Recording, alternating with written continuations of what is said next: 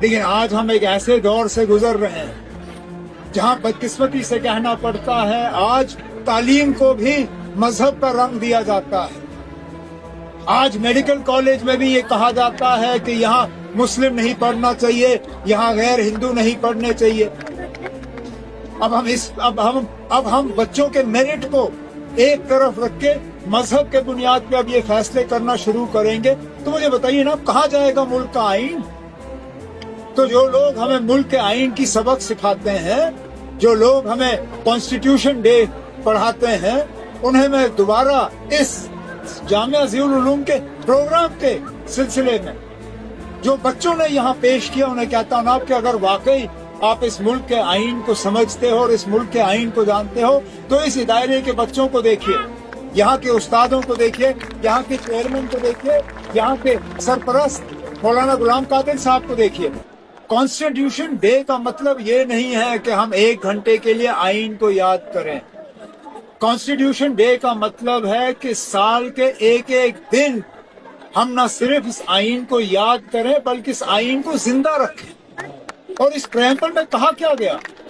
کہ ہر مذہب کو برابری کا درجہ ہوگا،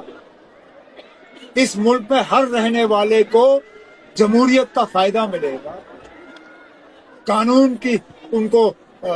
رکھوالی ہوگی۔ لیکن آج ہم ایک ایسے دور سے گزر رہے ہیں جہاں بدقسمتی سے کہنا پڑتا ہے آج تعلیم کو بھی مذہب کا رنگ دیا جاتا ہے۔ آج میڈیکل کالج میں بھی یہ کہا جاتا ہے کہ یہاں مسلم نہیں پڑھنا چاہیے، یہاں غیر ہندو نہیں پڑھنے چاہیے۔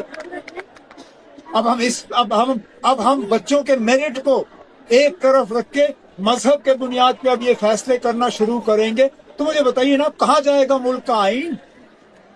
تو جو لوگ ہمیں ملک کے آئین کی سبق سکھاتے ہیں،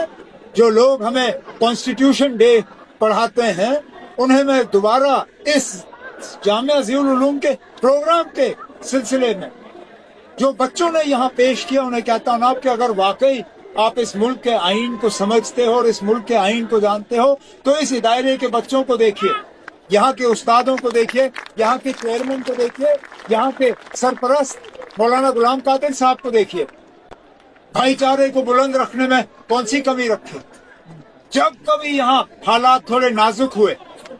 اگر ہماری اور کسی بھی حکومت کی اگر کسی پہ نظر پڑی تو سب سے پہلے مولانا غلام قادر صاحب نے اور اس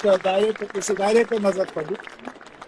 ہمیشہ انہوں نے حکومت کی مدد کی یہاں حالات کو بہتر بنائے رکھنے میں، بھائی چارے کو قائم کرنے میں۔ جب یہاں پہ کوئی نیچرل ڈیزاسٹر آیا اس میں بھی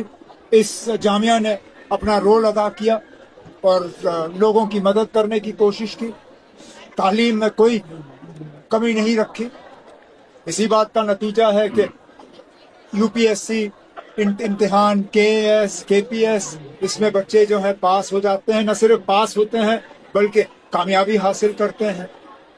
اور اس لیے میں نے ضروری سمجھا کہ تمام باقی اپنی ذمہ داریوں کو ایک طرف رکھ کے کسی نہ کسی طرح آج میں یہاں پہنچ کے یہاں اسٹیج پہ کھڑے ہو کے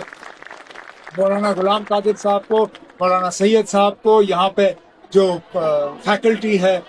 اس جامعہ کی اور جو یہاں پہ اسٹوڈنٹس ہیں، آپ سب کو اپنے طرف سے مبارک کروں۔